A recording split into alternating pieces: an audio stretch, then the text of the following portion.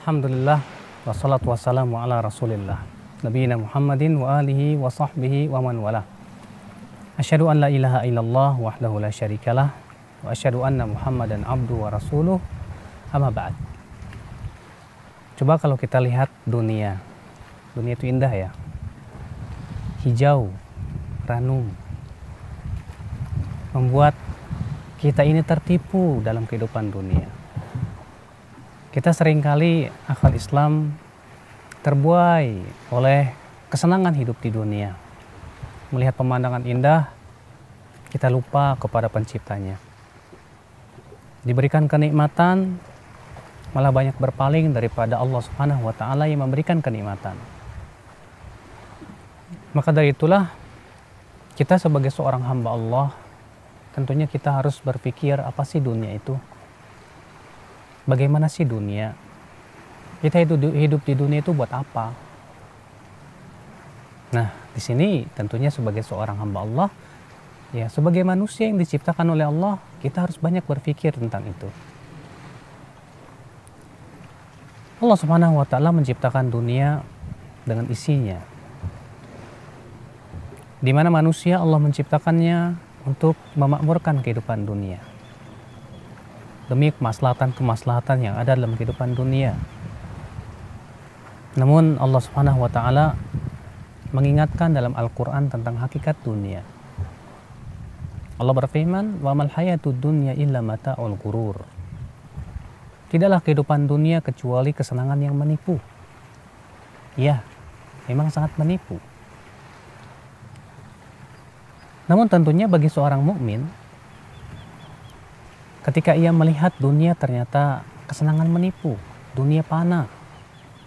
Bahkan Al-Quran dan hadis tidak pernah memuji dunia. Tak pernah sekalipun dalam Al-Quran Allah Subhanahu wa Ta'ala memuji dunia. Rasulullah SAW pun juga tak pernah memuji dunia. Allah berfirman dalam Al-Quran memberikan pemisalan tentang kehidupan dunia. Allah berfirman, "I'lamu annamal hayatud dunya la'ibu wa lahu wa zinatu wa tafakhurun bainakum wa takathurun fil amwali wal aulad kamathali ghaithin a'jabal kuffara nabatuh thumma yahiju fatarahu musfarra thumma yakunu hutama." Ketahuilah, kata Allah, kehidupan dunia itu hanyalah permainan dan senda gurau. Demikian pula perhiasan, berbangga-bangga dengan banyaknya harta, berlomba-lomba memperbanyak anak dan keturunan.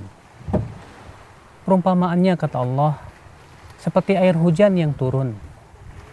Lalu kemudian tanaman-tanaman itu membuat kagum para petani. Tapi kemudian tak lama tanaman itu menjadi kuning. Lalu kemudian tanaman itu menjadi hancur. Subhanallah, itulah dunia. Tak akan lama, fana. Kesenangan dalam kehidupan dunia tak lepas dari keletihan dan kelelahan. Orang untuk mendapatkan kesenangan dunia harus letih, banting tulang. Berbagai macam kesedihan terkadang harus dirasakan ketika seseorang mengejar kehidupan dunia. Ketika seseorang telah mendapatkan apa yang ia inginkan, meraih dunia dan kesenangan, ternyata juga menimbulkan kegelisahan dan ketakutan. Takut kehilangan apa yang ia dapatkan. Gelisah, ya bagaimana ia akan menjaga harta yang begitu banyak melimpah ruah. Itulah dunia. Maka seorang mukmin sadar bahwa dunia memang bukan tempatnya dia beristirahat, bukan. Tapi tempat bercocok tanam. Karena ia tahu bahwa setelah ia hidup di dunia, ia akan menuju sebuah kehidupan yang lebih panjang. Ya, maka dari itulah seorang mukmin ketika memandang dunia, ia melihat dunia. Kau sangat menipu dunia.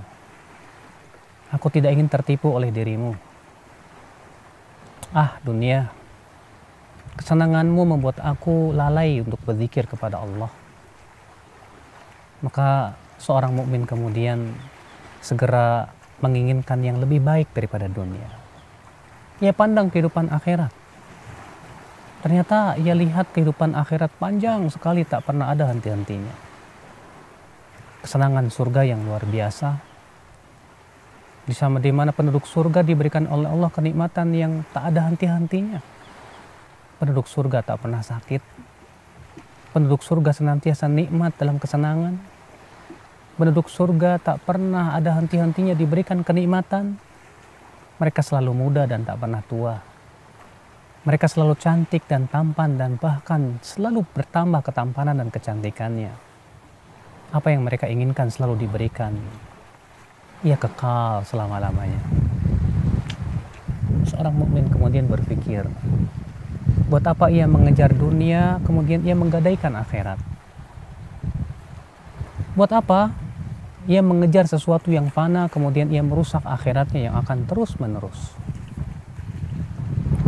Makanya sangat aneh sekali orang yang begitu mengejar dunia demi untuk mendapatkan sedikit daripada kehidupan dunia, akhirnya ia rusak kehidupan akhiratnya.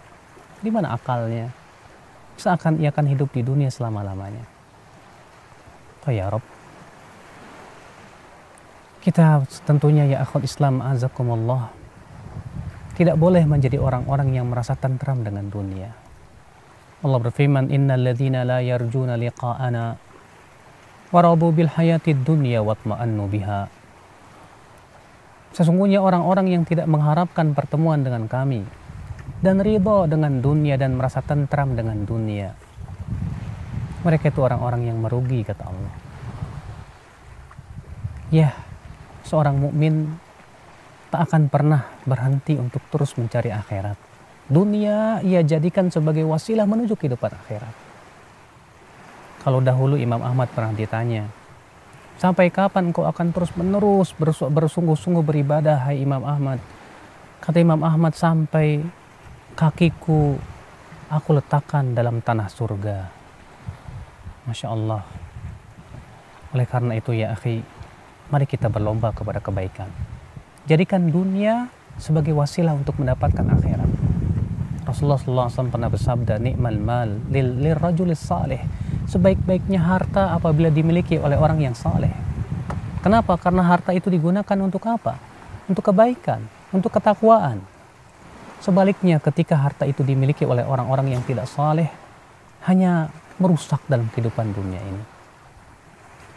Maka sadarilah kita, pikirkanlah baik-baik tentang hakikat dunia, agar kita kemudian tidak tertipu dalam kehidupan dunia, agar kita jadikan dunia sebagai jalan menuju kehidupan akhirat. Semoga kita termasuk orang-orang yang senantiasa tidak tertipu dengan kehidupan dunia. Subhanakallah bihamdika, asyhadu an la ilaha illa anta, astaghfiruka wa atubu ilaik. Assalamualaikum warahmatullahi wabarakatuh.